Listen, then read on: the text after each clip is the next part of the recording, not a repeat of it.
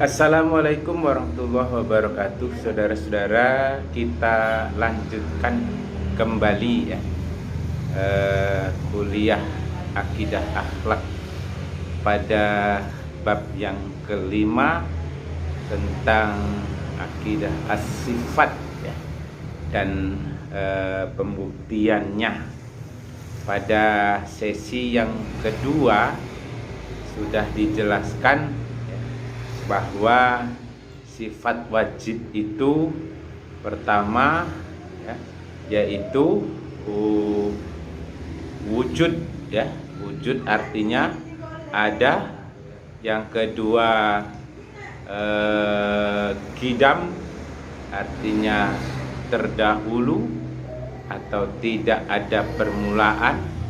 Yang ketiga baqa, kekal ya, kekal selama-lamanya, tidak berkesudahan. Yang keempat mukhalafatu lil hawadis ya, Allah berbeda dengan yang baru. Nah, kemudian berikut yang kelima qiyamuhu binafsih. Qiyamuhu binafsih artinya Allah itu berdiri sendiri. Allah tidak ada yang membantu. Allah tidak punya pembantu. Allah tidak perlu bantuan. Allah tidak perlu bantuan siapapun. Makhluk perlu bantuan. Makhluk perlu alat ya. Makhluk harus ada orang lain yang membantu. Maka Allah tidak perlu itu, karena Allah adalah qiyamuhu binafsih. Allah berdiri sendiri. Allah adalah zat yang berdiri sendiri, tidak memerlukan sesuatu yang lain. Allah tidak membutuhkan pertolongan dari siapapun. Allah melaksanakan segala sesuatu dengan sendirinya. Tidak berkehendak pada bantuan siapapun. Allah yang berkehendak ya. Allah yang berkehendak pada bantuan itu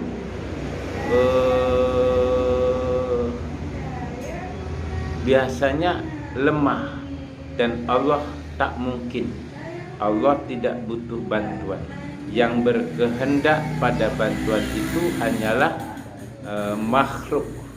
Yang berkehendak pada bantuan itu adalah ciptaan makhluk atau ciptaan Allah. Malaikat perlu bantuan ya. Para nabi dan rasul perlu bantuan. Oh, kalau begitu kan malaikat itu adalah pesuruh Allah, rasul adalah pesuruh Allah. Kan Allah perlu bantuan? Tidak. Cuman Allah menciptakan sistem. Ya, itulah disebut dengan hukum alam. Hukum alam. Jadi kalau Allah berkehendak kun ya fayakun, jadilah.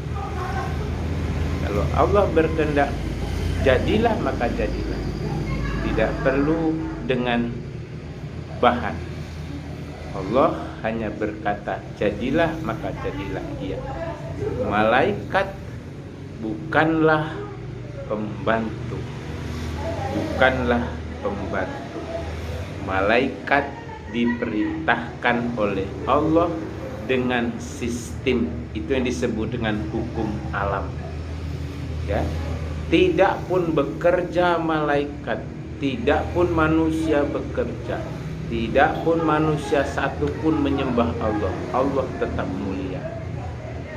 Allah tetap, karena memang Allah yang maha kuasa, berdiri sendiri, tidak perlu bantuan siapapun.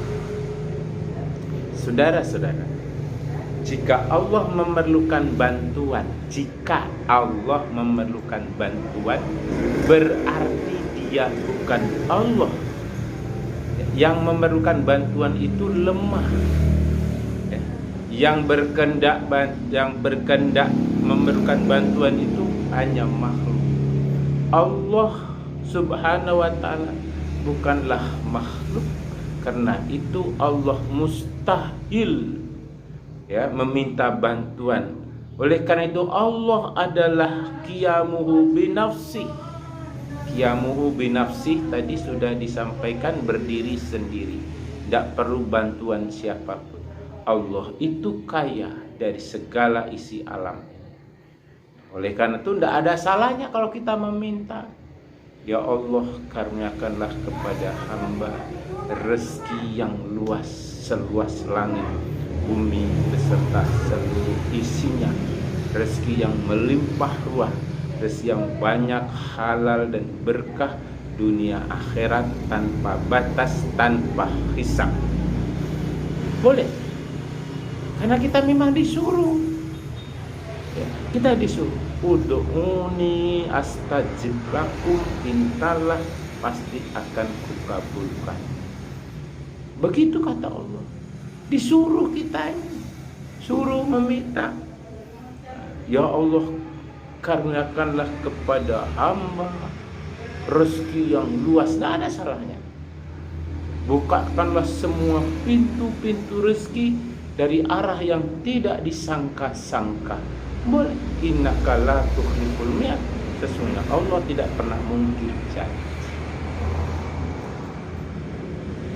Cuman ada batas-batasnya. Ada batas-batas. Kenapa doa kita tidak dikabulkan saat itu? Boleh jadi kalau dikabulkan tidak baik. Misalnya seorang petani ingin menggarap sawah seluas 100 hektar.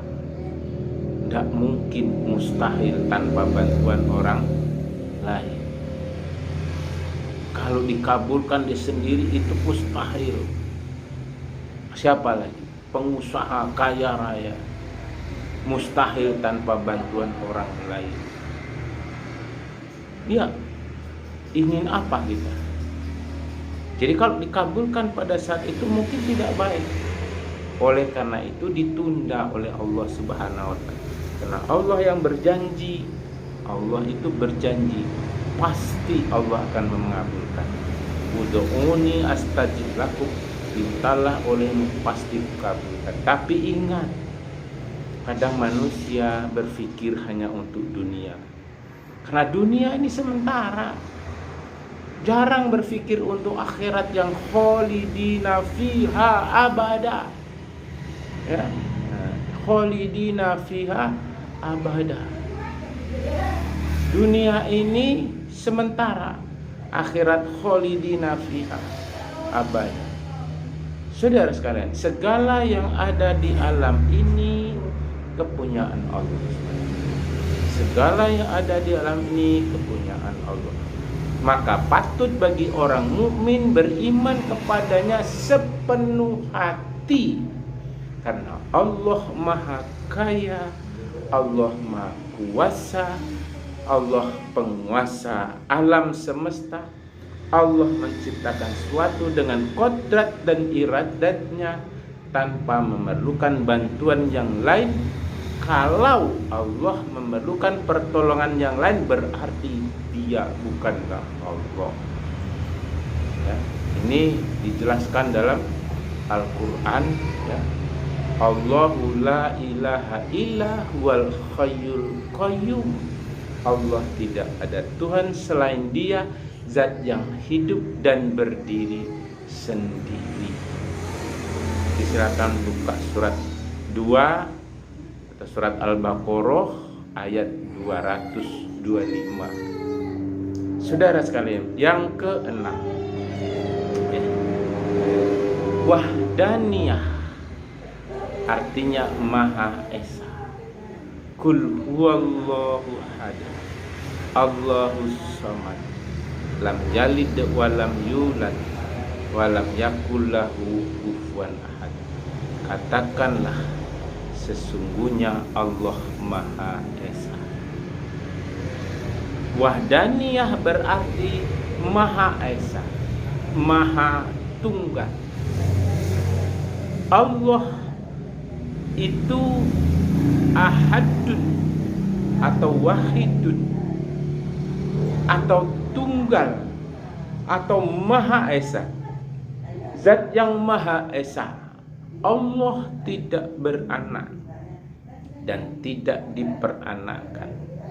Qul huwallahu ahad, Allahu samad, lam yalid walam yulad walam yakul lahu kufuwan ahad. Allah tidak beranak, tidak diperanakkan, tidak serupa dengan alam semesta. Allah itu benar-benar Maha Esa, Esa di dalam zatnya, dalam sifatnya maupun dalam perbuatannya.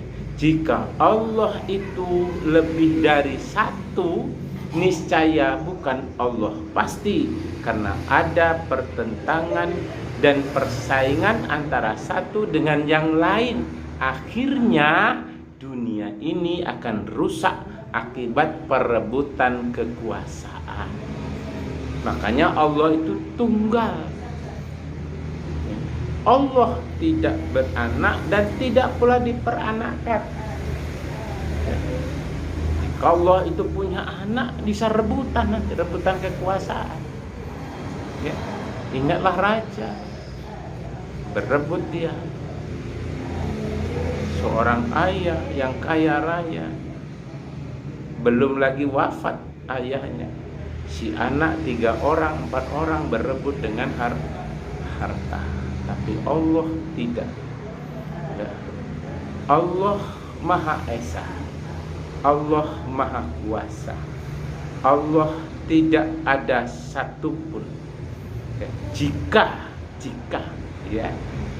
Allah itu lebih dari satu, niscaya bukan Allah, karena ada pertentangan dan persaingan. Tadi sampaikan, ada pertentangan dan persaingan antara satu dengan yang lain. Akhirnya dunia ini jelas akan rusak akibat perebutan kekuasaan.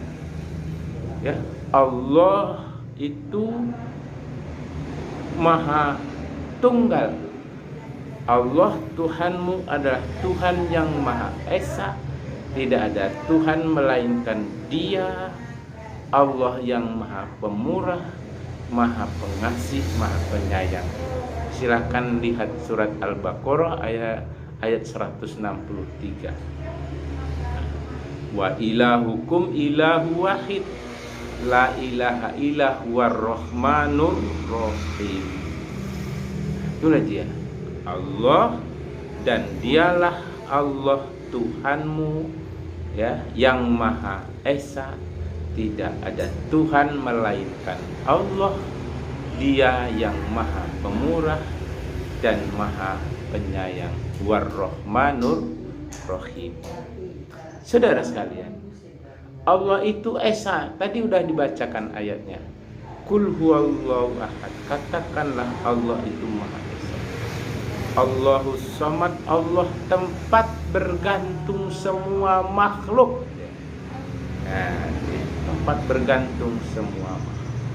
Allah tempat meminta. Allah tempat berserah diri. Allah tempat memohon. Allah tempat kembali. Lam yalid walam yulad, dia tidak beranak, tidak pula diperanakkan. Walam yakul lahu kufuwan ahad, tak ada satupun yang serupa. Kalau ada yang serupa, bukanlah Allah. Kalau ada yang menyamai, bukanlah Allah. Kalau ada yang mensifati, bukanlah Allah. Berarti dia adalah makhluk. Di Allah tidak serupa dengan alam, tidak ada setara dengan Allah. Maka patutlah bagi orang-orang yang mukmin, orang-orang yang beriman, meyakini Allah itu benar-benar Esa, Maha Tunggal, tidak sekutu baginya, tidak ada sekutu baginya, tidak ada satupun yang sekutu. Ya. Tidak sekutu baik sifat maupun perbuatannya, tidak ada yang menyamai. Karena sekalian alam ini adalah milik Allah semata-mata. Bumi patuh kepada Allah. bumi patuh. Dia berputar sesuai dengan hukum Allah. Langit patuh kepada Allah, bintang-bintang patuh kepada Allah, binatang-binatang di hutan patuh kepada Allah, manusia patuh kepada Allah. Kalaupun tidak patuh, hanya sebahagian, segelintir. Semua manusia membangkang, Allah tetap mulia. Semua manusia jadi pembangkang, Allah tetap mulia. Semua manusia tidak mau mengakui Allah itu Esa, Allah tetap Maha Esa.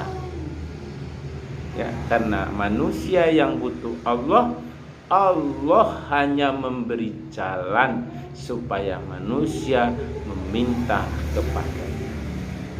Yang ketujuh, kodrat. Kodrat artinya kuasa. Allah Maha Kuasa. Kodrat Maha Kuasa. Allah itu kodiran. Kodiran yakni zat yang Maha Kuasa. Kuasa mengenai hal-hal apa saja. Kalau tidak Maha Kuasa, Allah tentu tidak dapat membuat dunia beserta seluruh isinya. Mustahil bisa menciptakan langit bumi beserta seluruh isinya. Oleh karena itu Allah berkuasa untuk melakukan itu. Allah tidak mungkin tidak punya kekuasaan. Allah berkuasa menciptakan langit bumi. Allah berkuasa menciptakan alam ruh. Allah berkuasa menciptakan alam malaikat. Allah berkuasa menciptakan alam manusia. Allah berkuasa menciptakan alam barzah. Allah berkuasa menciptakan alam kubur. Allah berkuasa menciptakan surga. Allah berkuasa menciptakan neraka. Saudara sekalian, sekiranya Allah menakdirkan gunung meletus, maka gunung itu akan meletus. Jika Allah takdirkan akan terjadi banjir yang maha dahsyat, maka akan terjadi banjir yang maha dahsyat. Jika Allah menentukan gunung itu terjadi gempa, maka terjadilah gempa yang maha dahsyat. Tidak ada seorang pun yang dapat menghalang-halanginya. Ahli meteorologi, geofisika pun tak sanggup. Dia hanya bisa memprediksi. Dia hanya bisa memprediksi berapa kecepatan angin, berapa tinggi ombak di laut, kapan terjadi gempa dia tidak tahu. Dia hanya memprediksi kemungkinan jam sekian, tanggal sekian akan terjadi hujan di sini.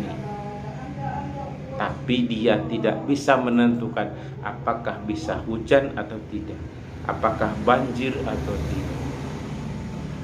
Kalau terjadi banjir itu udah kehendak Allah. Tapi kadang manusia tidak percaya. Mustahil. Tapi kalau Allah berkehendak, sekalipun tempat tinggi, dia akan terjadi banjir yang namanya banjir bandang. Tapi Allah juga berkehendak gunung yang tadinya tinggi bisa keluar air. Bisa keluar air terjun. Sekiranya Allah menakdirkan gunung meletus, pasti meletus. Terjadi gempa, pasti gempa. Terjadi tsunami, pasti tsunami. Tidak ada seorang pun yang dapat menghalangi supaya tidak terjadi tsunami. Benda-benda yang ada di dunia ini menakjubkan dan beraneka warna, bentuk dan keadaannya. Siapa yang menciptakan? Allah, bukan kebetulan. Lihatlah kupu-kupu berwarna-warni. Lihatlah manusia, sekalipun dia kembar, tidak sama wajahnya, tidak sama suaranya, tidak sama sifatnya, tidak sama rezekinya, tidak sama umurnya. Walaupun dia satu ayah, satu ibu, kembar, tidak sama. Semua itu menunjukkan bahwa yang menciptakannya benar-benar maha kuasa. Kata Allah, innallaha ala kulli syai'in qadir. Sesungguhnya Allah itu maha kuasa atas segala sesuatu. Surat Al-Baqarah surat kedua ayat 20. Allah itu berkuasa atas segala sesuatu dan berbuat sekehendaknya. Tak bisa disuruh-suruh, tak juga bisa dilarang-larang. Manusia tidak mampu menyuruh Allah, tidak mampu pula melarang. Yang bisa hanya memohon karunia-Nya, memohon nikmat-Nya, memohon keberkahannya. Jika Allah tidak maha kuasa, berarti lemah, dan itu bukan Allah. Yang lemah bukanlah Allah. Karena itu Allah wajib maha kuasa, kuasa atas segalanya. Kekuasaan Allah itu bersifat absolut, mutlak. Maka patutlah bagi orang-orang mukmin meyakini bahwa Allah itu maha kuasa atas setiap sesuatu, maha kuasa atas segala yang ada. Orang mukmin wajib meyakini bahwa Allah itu benar-benar kuasa. Lalu dijadikannya sekalian alam ini beserta segala isinya oleh Allah.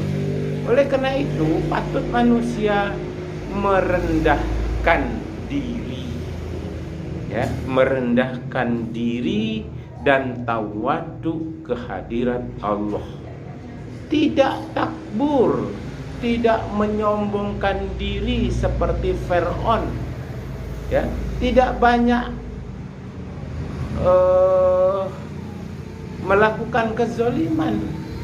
Kalaupun dia salah, segera istighfar. Kalau dia khilaf, segera istighfar. Kalau dia salah, khilaf, istighfar. Kalau dia berdosa, minta ampun. Kenapa? Dengan minta ampun Allah maha pengampun. Dengan minta ampun semua kesalahan diampuni oleh Allah. Wah, luar biasa. Baik, yang ke-8 namanya iradah atau iradat, artinya berkehendak.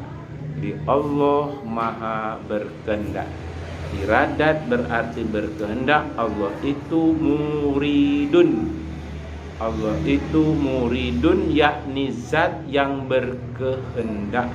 Allah menentukan pergerakan alam menurut kehendaknya.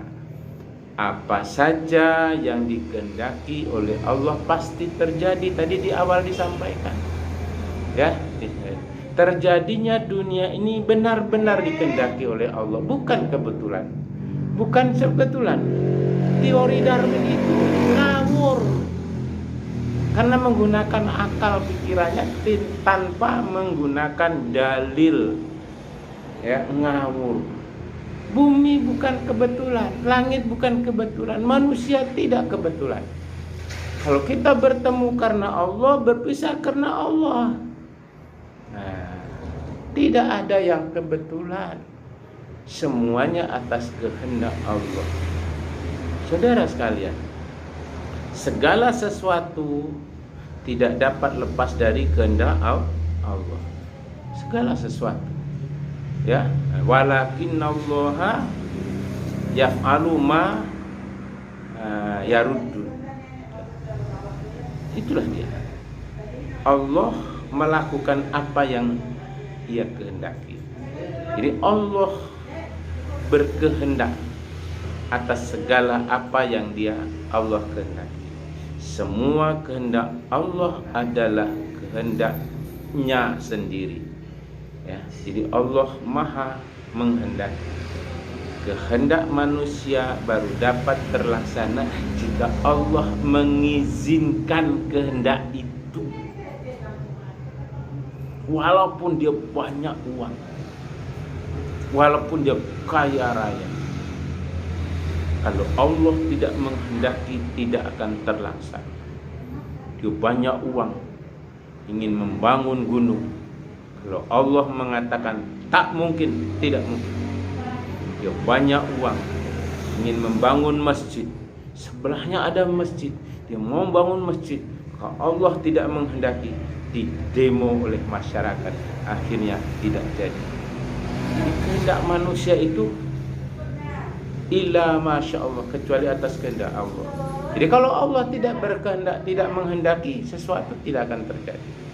Bila mengajarkan sesuatu bukan atas kehendak sendiri, berarti terpaksa namanya. Diperintah oleh sesuatu yang lain, kehendak yang terpaksa, kehendak yang dipaksa bukan kehendak Allah. Ya, jadi kehendak manusia. Ada kadang-kadang manusia terpaksa melakukan. Manusia terpaksa melakukan. Kenapa? Nah, yaitu tadi. Dia hanya melakukan sesuatu karena terpaksa. Terpaksa saya melakukan ini, terpaksa saya melakukan ini. Karena tuntunan ekonomi, karena tuntunan pekerjaan, karena perintah atasan, karena perintah ini, karena perintah itu. Walaupun dalam hatinya menolak, kadang-kadang terpaksa dia lakukan. Kadang-kadang batinnya menolak karena dia dipaksa. Kadang-kadang dia tidak berbuat, ya, dipaksa suruh melakukan sesuatu. Dia tidak berbuat, tapi diancam suruh mengakui perbuatan-perbuatan yang dia tidak buat. Bisa jadi sekarang udah canggih, manusia pandai sandiwara seolah-olah benar padahal tidak. Tapi Allah tidak ada sandiwara. Manusia beribadah kepada Allah SWT hukumnya adalah wajib, karena kehendak Allah adalah mutlak sifatnya. Suruh sholat mutlak, suruh zakat mutlak, suruh puasa mutlak, suruh naik haji mutlak. Tapi bersyarat manusia beribadah kepada Allah hukumnya wajib, karena itu kehendak Allah. Tidak suatu apapun yang dapat menghalanginya kalau Allah yang berkehendak. Tapi kalau Allah tidak berkehendak, siapapun yang menghalangi, siapapun yang menyuruh, tidak terjadi. Bila Allah menghendaki sesuatu, Allah hanya berkata, jadilah ia, maka jadilah.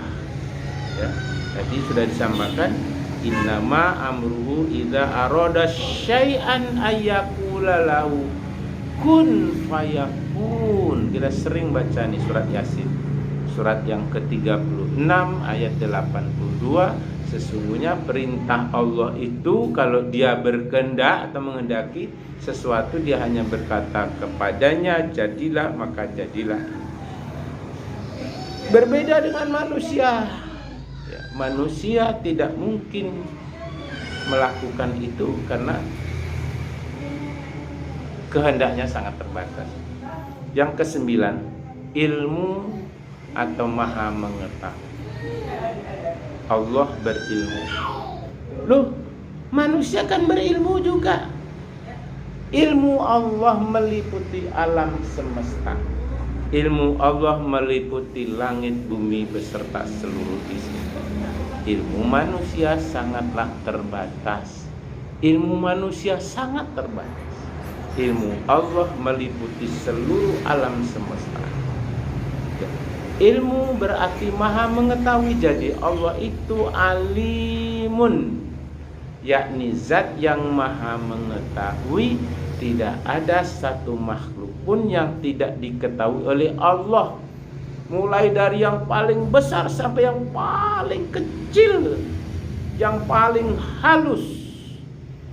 Allah mengetahui, ya, sampai yang paling halus Allah mengetahui. Luar biasa. Yang paling halus Allah mengetahui.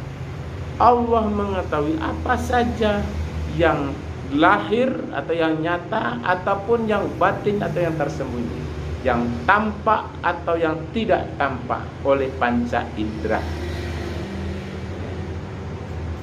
Yang tampak oleh panca indera, Allah Maha.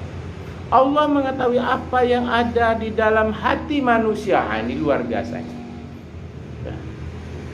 Dalam hati manusia tidak dizaharkan, tidak diucapkan, tapi Allah tahu. Makanya kadang-kadang kalau kita berdoa dalam hati, Allah tahu. Apa yang tersirat dalam hati ini Allah tahu. Allah mengetahui apa yang ada dalam hati manusia ini. Allah mengetahui gerak ruh atau nyawa manusia. Allah mengetahui gerak makhluk yang halus sekalipun. Ya. Allah Maha tahu.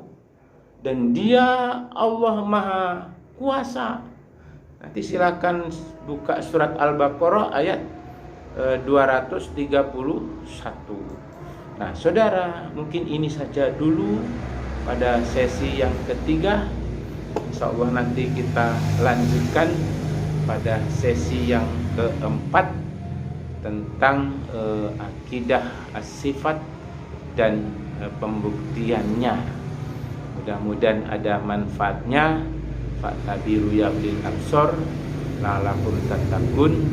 Subhanakallahumma wa bihamdika asyhadu an la ilaha illa anta astaghfiruka wa atubu ilaik. Assalamualaikum warahmatullahi wabarakatuh.